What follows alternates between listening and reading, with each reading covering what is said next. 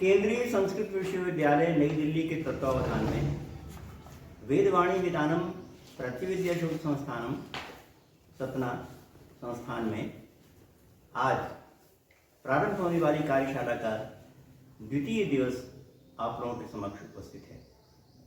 इस कार्यशाला का विषय न्याय शास्त्र का गणितीय एवं भौतिक वैज्ञानिक आधार यह है। उद्घाटन भाषण के समय हमने प्रास्ताविक रूप में कुछ बातें कही थी। आज हम क्रमबद्ध रूप से आपके समक्ष अपनी बातें रखना चाहते हैं। न्याय वैशेषिक में जो पदार्थों का वर्णन किया गया है वो अपने आप में अभूतपूर्व है। किसी भी शास्त्र को साइंस पढ़ने के लिए यह आवश्यक होता है कि पहले वर्गीकरण किया जाए, क्लासिफिकेशन किया जाए। आपने देखा होगा कि जूलॉजी में, फिजिक्स में जितने भी विज्ञान हैं उनमें सबसे पहले क्लासिफिकेशन होता है और क्लासिफिकेशन एक बहुत महत्वपूर्ण चीज होती है। वर्गीकरण ये बहुत महत्वपूर्ण चीज होती है, क्योंकि वर्गीकरण का मतलब यह होता है कि जितने वर्ग बनाए गए हैं उनमें सब बातें, सब परिभाषा के अनुसार सभी चीजें अनिवार्य रूप से आ जाएं और उसके अतिरिक्त कभी ना आए। ये वर्गीकरण का अर्थ होता है। यानी संस्कृत में जो कहते हैं अन्यूनानतिरिक्त, अर्थात न्यून नहीं होना चाहिए और अतिरिक्त भी नहीं होना चाहिए। जितना आपको अभीप्सित है ठीक उतना और उतना ही आवे तो वर्गीकरण होता है। अपने यहाँ पर न्याय शास्त्र में जो पदार्थों का वर्गीकरण किया गया है वह अपने आप में अभूतपूर्व है। बहुत बड़ी घटना है ये न्याय वैशेषिक में जो वर्गीकरण किया गया है। इसलिए बहुत बड़ी घटना कहता हूं क्योंकि इससे पहले जो वर्गीकरण किए गए हैं उनसे ज्यादा सोफिस्टिकेटेड है और जितनी परिभाषाएं न्याय शास्त्र ने बताई हैं उन परिभाषाओं के अनुरूप है। न्याय शास्त्र में जो वर्गीकरण किया गया उनमें सब वस्तुओं का एक नाम दिया गया, पदार्थ। दुनिया के हर वस्तु, कोई भी वस्तु छूट नहीं सकती, सब की सब वस्तुओं का एक नाम दिया गया और वो है पदार्थ। और यही अपने आप में एक बहुत बड़ी घटना है, क्योंकि जितनी भाषाएं हैं अथवा जितने शास्त्र हैं उनमें दुनिया की एको एक चीज के लिए एक नाम दिया जाए ऐसा तो मुझे मिलता नहीं। इंग्लिश में जो सब्सटेंस शब्द है या मेंटल पावर शब्द है वो सब छोटी छोटी चीजों को कहते हैं। तो ये पदार्थ एक ऐसा शब्द है जो कि दुनिया की कोई भी चीज छूटती नहीं, जिनको हम ज्ञेय कहते हैं, जो हमारे जानने योग्य है, जिसको हम जान सकते हैं, ऐसी जितनी भी वस्तुएं हैं वो सब पदार्थ में शामिल हैं। इसलिए एक नाम जो दिया गया अपने आप में भूतपूर्व है। दूसरी बात यह है कि जो न्याय शास्त्र में पदार्थ नाम दिया गया वह एक सिद्धांत की ओर संकेत करता है। दर्शन शास्त्र का जो सिद्धांत है उसकी ओर संकेत करता है। पदार्थ शब्द का मतलब होता है पदस्य अर्थ। पदस्य अर्थ माने किसी शब्द का अर्थ है। दुनिया की जितनी वस्तुएं हैं किसी शब्द का वो अर्थ है। यानी जितनी चीजें हैं दुनिया में, जितने सांपों के विश्वकोश तैयार हो गए हैं, मछलियों के विश्वकोश तैयार हो गए हैं, तो हमारी मान्यता यह है कि सांपों के जो विश्वकोश है वो कोई ना कोई नाम उनका है। अगर वो अर्थ माने वस्तु है तो नाम उनका मौजूद है ना, क्योंकि कोई शब्द का अर्थ है। हम लोग ऐसा नहीं करते। हम लोग पहले वस्तु को खोजते हैं उसके बाद उसका नाम रखते हैं। क्यों जी? पहले ही बच्चा दुनिया में आता है उसका नाम उसके बाद नाम रखते हैं। देवदत्त पहले दुनिया में बच्चा आता है उसके बाद नाम रखते हैं। जब हमको साइंस के लोगों को सांप की जो उपजाति है वो चीज पता चल गई तब उसका नाम रखा गया। साइंस में वो नाम रखा गया। तो हमारे यहाँ पर जो परिकल्पना है वो ये है कि पहले वस्तु आती और उसके बाद उसका शब्द आता है। परंतु दर्शन शास्त्र की जो परिकल्पना है वो ये है कि नहीं, पहले नाम आता है और उसके बाद वो वस्तु आती है। पद पहले होता है और उसके बाद वो वस्तु आती है। तो ये एक अभूतपूर्व परिकल्पना है, दर्शन शास्त्र की परिकल्पना है, उसको हम लोग उसी रूप में स्वीकार करते हैं। अब न्याय शास्त्र में बताया ना, न्याय शास्त्र में बताया कि जो शब्द का वस्तु हमको नहीं मालूम है वो ईश्वर की इच्छा होती है। ईश्वर इच्छा शक्ति मुक्तवली इत्यादि में आया है कि वो ईश्वर की इच्छा से वो नाम पड़ गया। हम बाद में जानेंगे, परंतु ईश्वर की इच्छा से वो नाम पड़ गया। और उसके बाद वो वस्तु आई। वैसे इस बात में मतभेद है आधुनिक भाषा विज्ञान इत्यादि में, उसकी हम चर्चा नहीं करेंगे क्योंकि वो प्रसंग बदल जाएगा। आधुनिक भाषा विज्ञान मानता है कि समाज की इच्छा होती है तब उससे शब्द बनता है और शब्द बनने के बाद वस्तु आती है, परंतु इसमें माना कि पहले ईश्वर की इच्छा से वो शब्द बन गया और उसके पश्चात वो अर्थ आता है ना। तो ये एक सुपूजित सिद्धांत है, इसको हम ज्यादा खंडन मंडन नहीं करना चाहते, पर सुपूजित सिद्धांत है। जैसा है लौकिकानां ही साधूनां अर्थम वाद अनुवर्तते, ऋषीणां पुनराद्यानां वाचमर्थोनुधावति। कहते हैं कि जो लौकिक लोग होते हैं उनके लिए तो पहले अर्थ और उसके बाद शब्द है ना, पहले वस्तु उसके बाद शब्द। ये लौकिकानां साधूनां, हम लोग जो हैं उन लोगों की हालत है। परंतु ऋषीणाम पुनराद्यानां, जो ऋषि हैं उनके यहाँ तो ऋषीणाम पुनराद्यानां अर्थम वाद अनुवर्तते है ना, पहले वाणी आ जाती है उसके पीछे पीछे चलते हैं अर्थ। तो खैर ये एक सिद्धांत है, ये एक सिद्धांत है कि पद होता है और उसके बाद उसका अर्थ आता है, ठीक है।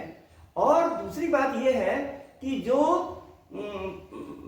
पद और अर्थ हैं वो हमारे मानस में साथ साथ उपलब्ध होते हैं, हमारे मानस में है ना।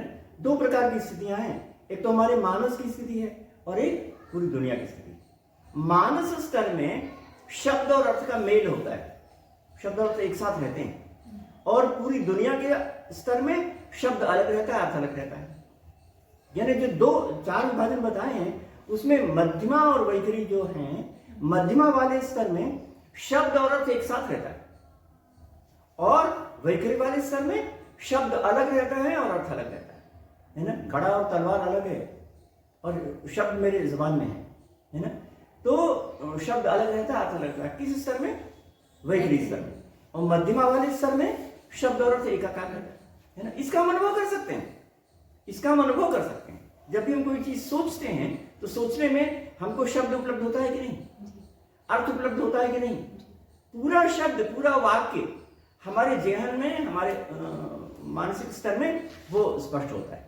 इसका मतलब शब्द और अर्थ मिला हुआ है। तो हम दोनों बातों को अनुभव कर सकते हैं, ये भी कि हमारे जेहन में शब्द और अर्थ मिला हुआ है, और ये भी कि वस्तुतः शब्द अलग है, वस्तुतः अर्थ अलग है, ये भी हम अनुभव कर लेते हैं। शब्द और अर्थ के अलग होते हुए भी हम उसको एक साथ अनुभव कर लेते हैं, ये बात हमारे अनुभव में आती है। इस बात को व्याकरण शास्त्र में और दर्शन में शब्दानुवेद सिद्धांत के अंतर्गत कहा गया है। व्याकरण में बहुत सुपूजित, आप लोग लिखते क्यों नहीं, जितनी आवश्यकता लिखते रहिए आप। व्याकरण में जितने भी सिद्धांत हैं उसमें से एक सिद्धांत है शब्दानुवेद सिद्धांत। शब्दानुवेद सिद्धांत का मतलब होता है, वाक्यपदी में क्या आया, अनुविद्धमेव पदज्ञानम सर्वम शब्देन भासते। वाक्यपदी में क्या आया, अनुविद्धमेव पदज्ञानम सर्वम शब्देन भासते, अर्थात जितना भी अर्थ है वो शब्द के साथ अनुविद्ध होकर भाषित होता है। तो ये जो वाक्य है या जो एक वाक्यपदी की कारिका है वो किस स्तर पर कही गई, मध्यमा के स्तर पर, वैदिक स्तर पर नहीं। वाक्यपदी की जो कारिका है वो किस स्तर पर कही गई, मध्यमा के स्तर पर। अनुविद्धमेव पदज्ञानम सर्वम शब्देन भासते, ये मध्यमा के स्तर पर बात कही गई, और इसी को व्याकरण में कहते हैं शब्दानुवेद सिद्धांत, है ना। तो मैंने पदार्थ के संबंध में आपको दो बातें बताई। कौन कौन सी? एक तो ये कि दर्शन शास्त्र की प्राचीन परंपरा के अनुसार पहले शब्द आता है और उसके पश्चात अर्थ आता है, और दूसरी बात बताई कि पद और अर्थ ये मध्यमा के स्तर पर एक साथ मिले रहते हैं, मध्यमा के स्तर पर एक साथ जुटे रहते हैं। इतनी बातें केवल एक छोटे से पदार्थ शब्द में आ गई, क्यों जी? ये जो दो सिद्धांत मैंने बताए वो दो सिद्धांत एक छोटे से शब्द, कौन सा शब्द है, पदार्थ शब्द, उस पदार्थ शब्द में ये दोनों बातें आ गई। तो इस प्रकार से इन्होंने, न्याय के विद्वानों ने इसका नाम पदार्थ दिया, ठीक है। और उसके पश्चात जो विभाजन किए, विभाजन आप जानते हैं, द्रव्य गुण कर्म सामान्य विशेष समवाय, और इसके पश्चात अभाव भी जोड़ दिया है। तो इसको मिला करके 7 पदार्थ हो गए हैं। जिस प्रकार से उन्होंने 7 पदार्थों का नाम दिया। अभी जो 7 पदार्थ हुए वो भी एक अपने आप में अभूतपूर्व है, क्योंकि वही बात आई पहले वाली, अन्योन्यातिरिक्त हैं। द्रव्य की कोई भी जो विशेषता है परिभाषा के अनुसार वो गुण में शामिल नहीं होगी। गुण की जितनी परिभाषा की बात है वो कर्म में शामिल नहीं होगी। बिल्कुल द्रव्य की परिभाषा द्रव्य में ही रहेगी, गुण की परिभाषा गुण में ही रहेगी, कर्म की परिभाषा कर्म में ही रहेगी, है ना। ऐसा करने के कारण से उन्होंने ये एक वर्गीकरण किया है। वैसे जहाँ तक द्रव्य और गुण की बात है, वो बातें इससे पहले उपनिषदों में और इसके पश्चात वेदांत में और सांख्य में भी आई हैं। उसको हम पंचमहाभूत के तौर पर कहते हैं। जैसे कि वहाँ पर सांख्य इत्यादि में आया शब्द तन्मात्र रूप तन्मात्र होती है, उसके पश्चात पंचीकरण होता है, तो पंचीकरण करने से वो स्थूलभूत आते हैं। तो स्थूलभूत में क्या लिया गया है? वही पृथ्वी जल तेज वायु आकाश, है ना। स्थूलभूत के स्तर पर क्या लिया गया है? वही पृथ्वी जल तेज वायु आकाश। तो ये पृथ्वी जल तेज वायु आकाश जो स्थूलभूत हैं वो इससे पहले आ चुके ना, सांख्य में आ चुके, उपनिषदों में आ चुके, तो उनका वर्णन उपनिषदों में आया है, वेदांत में भी आया है, सांख्य में भी आया है। और रूप रस गंध स्पर्श का भी वर्णन भी सांख्य में आया है। किस प्रकार रूप तन्मात्र, रस तन्मात्र, गंध तन्मात्र इत्यादि रूपों में सांख्य में इसका वर्णन आया है ना। तो इतनी बातें तो आ चुकी। कौन कौन सी? जो पंचमहाभूत का नाम और रूप तन्मात्र, रस तन्मात्र इत्यादि की जो बातें हैं, ये बातें इससे पहले सांख्य में और वेदांत में आ चुकी हैं। ठीक है। न्याय में क्या खासियत है? न्याय में क्या विशेषता है? न्याय में विशेषता यह है कि उन्होंने जो द्रव्य का नाम दिया, द्रव्य के अलावा रूप तन्मात्र, रस तन्मात्र को उस द्रव्य से भिन्न माना, उस द्रव्य से अतिरिक्त माना। सांख्य और वेदांत वाले जितने भी हैं वो इन दोनों को एकाकार मानते हैं, उनमें अभेद मानते हैं, है ना। उन दोनों में अभेद मानते हैं। और जो न्याय के विद्वान हैं उन दोनों में भेद स्वीकार करते हैं, है ना।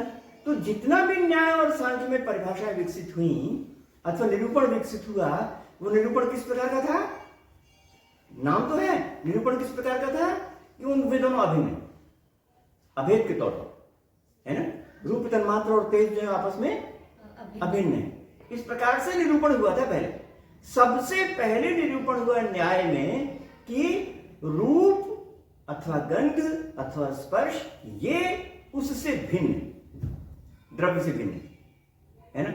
इस रूप में नाम दिया गया गुण का और उस रूप में अतिरिक्त रूप से नाम दिया गया द्रव्य का, है ना। तो ये एक नई बात आई, ठीक है ना। और उसके पश्चात जितना बचता है क्रिया सामान्य इत्यादि, वो सबको अगर मिला दिया जाए, तो इन सात को अगर मिला दिया जाए तो दुनिया की कोई वस्तु नहीं है जो इसके अलावा आठवीं हो जाए, है ना। मीमांसा वंश वालों ने बड़ी शंका की है ना, परंतु अंत में चल के उन्होंने उसमें समावेश कर लिया है ना। तो न्याय के अनुसार जितने भी दर्शन वालों ने प्रश्न किए थे कि इसके अलावा आठवीं चीज हो जाए, उन्होंने कहा नहीं, इसी में आ जाएगा सब, है ना। तो ये खासियत हुई ना खासियत। एक पदार्थ नाम दिया और पदार्थ की जितनी चीजें वो सब उन्हीं सातों में शामिल हो गई, सातों में अनुस्यूत हो गई, उसके अंतर्गत आ गई, ठीक है ना। तो एक तो ये विशेषता हुई किसकी? न्याय की, जो मैंने आपको बताई। दूसरी विशेषता ये हुई कि ये जो पृथ्वी जल तेज वायु का नाम दिया है ना, द्रव्य नाम दिया गया, वो भी इसकी विशेषता है। सबसे पहले न्याय के विद्वानों ने उनका नाम द्रव्य दिया, अभूतपूर्व बात है ना। सबसे पहले द्रव्य नाम दिया, क्योंकि इससे पहले जितने भी द्रव्य की परिभाषा थी उसके अंतर्गत तो इस परिभाषा वाला द्रव्य शामिल था नहीं, इस परिभाषा वाला द्रव्य, है ना। द्रव्य शब्द कैसे बनता है? द्रव्य शब्द जो है वो पाणिनि के अनुसार ध्रुव शब्द से यत प्रत्यय होकर बनता है ना। और उसका अर्थ होता है द्रोण विकार, है ना। आपने सुना होगा ना, द्रोष्ट सूत्र है, द्रोष्ट सूत्र है। तो द्रोष्ट सूत्र से ध्रुव शब्द से यत प्रत्यय होकर क्या बनता है? द्रव्य बनता है। और उसका अर्थ क्या होता है? द्रोण विकार, है ना। और ध्रुव का मतलब क्या होता है? ध्रुव माने लकड़ी, है ना। तो लकड़ी से बनी हुई जो चीजें हैं वो द्रव्य है पाणिनि के अनुसार, क्यों जी? है नहीं, पाणिनि के अनुसार तो द्रोण विकार का मतलब क्या हुआ?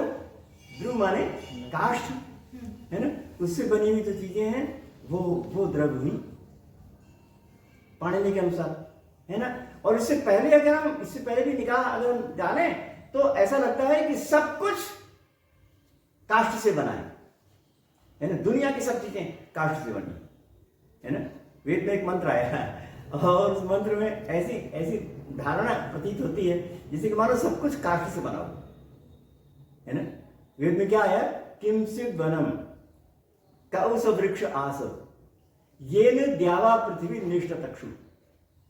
सुना आपने, किंचित वनम, इनको याद होगा, किंचित वनम कौस वृक्ष आस येन द्यावा पृथ्वी निष्ठ तक्षु, है ना।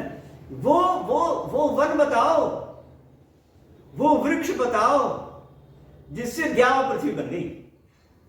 द्युलोक भी उससे बन गया और पृथ्वी भी उससे बन गई, है ना। ऐसा वन बताओ, ऐसा वृक्ष बताओ, है ना।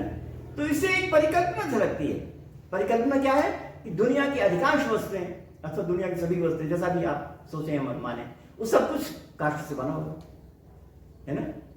तो ऐसा होता है जब किसी चीज का हम ज्यादा महत्व बताते हैं तो वो ऐसे कह दिया जाता है कि सब कुछ उसी से तो बना है ना। वो क्या है, हरिओम जी का कविता है कि बचपन में लकड़ी और मरते समय भी लकड़ी सब कुछ तो लकड़ी लकड़ी है। वो कविता आपको याद है? बचपन जो होता है तो पालने में खेलता है ना।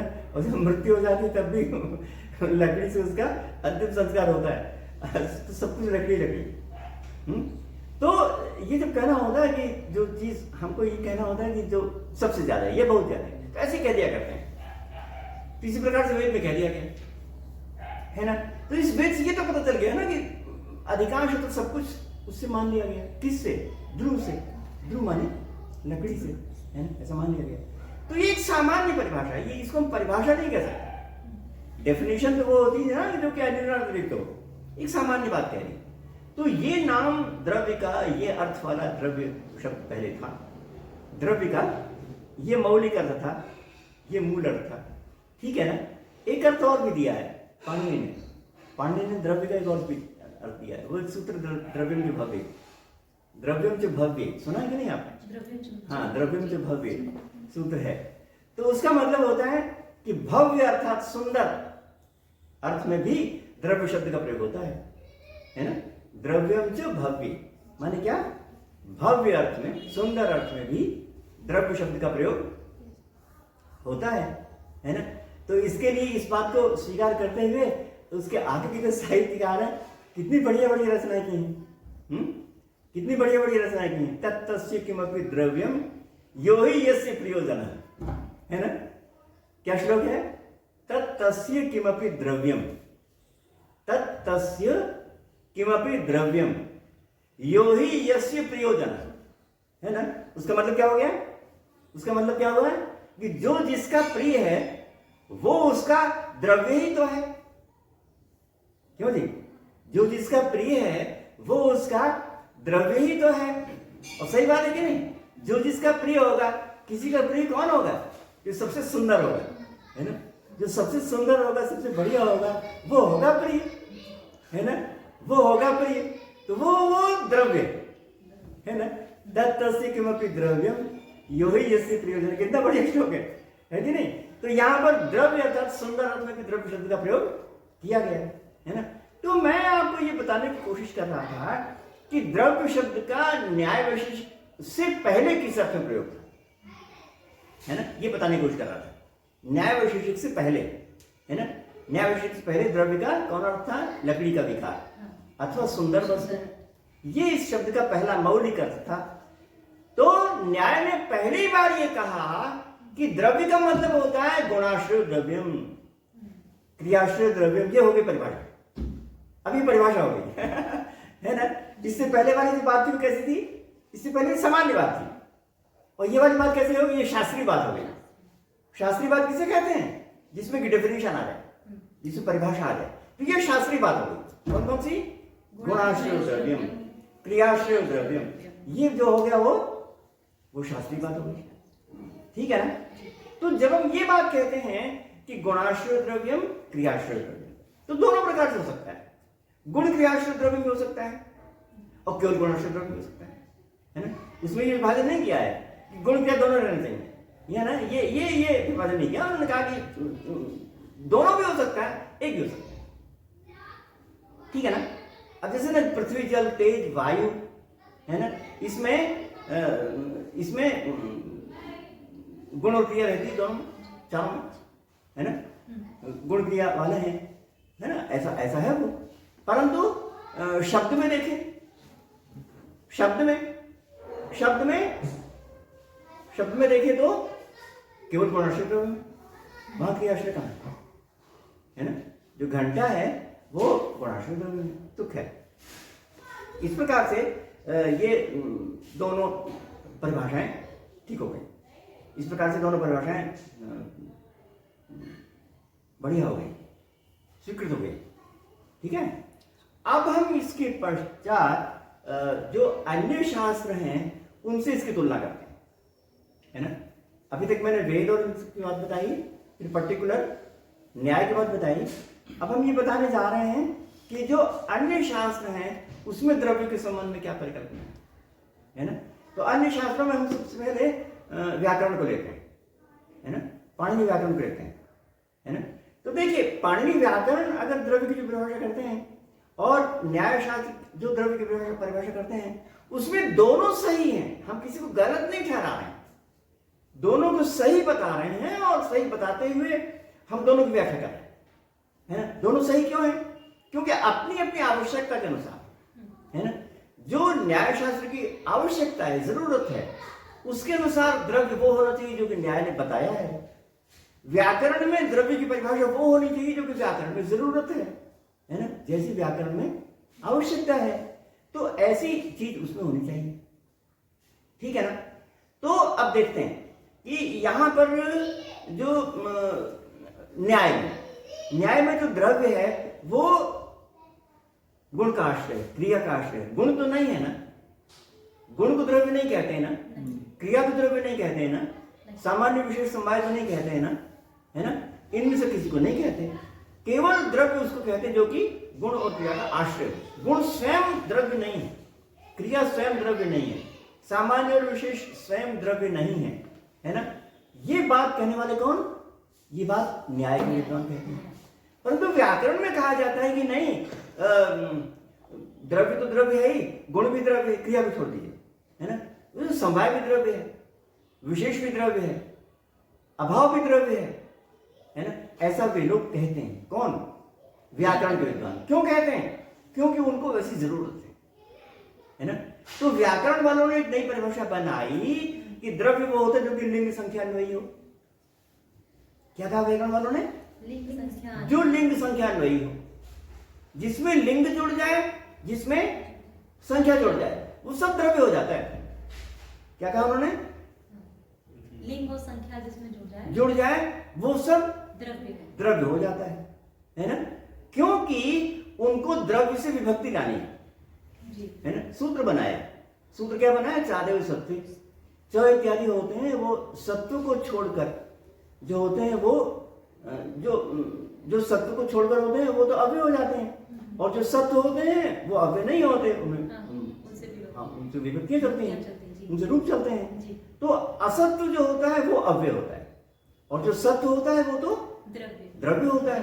तो काशिका में लिखा हुआ है सत्वम द्रव्य मुच्यते। काशिका में क्या लिखा हुआ है? सत्वम द्रव्य मुच्यते। सत्व जो होता है वो द्रव्य होता है, और तो फिर जो ये सब जितने भी हैं वो द्रव्य हो गए। कौन कौन से? क्रिया को छोड़ के, है ना। गुण, सामान्य विशेष समवाय सब द्रव्य हो गए। क्यों द्रव्य हो गए? क्योंकि उसमें लिंग है, क्योंकि उसमें क्रिया है ना, और क्योंकि उससे रूप चलता है, विशेष का भी रूप चलता है, सामान्य का भी रूप चलता है, अभाव का भी रूप चलता है, गुण का रूप, रसगंध का रूप चलता है ना। तो ये सब क्या हो गए? उनके यहाँ पर ये द्रव्य हो गए, ठीक है ना। जिसको भी हम अनुभव करें, क्रिया को छोड़ के जिसको भी हम अनुभव करें वो सब द्रव्य होता है। शब्देन उच्चारितो तेनेह येन द्रव्यम।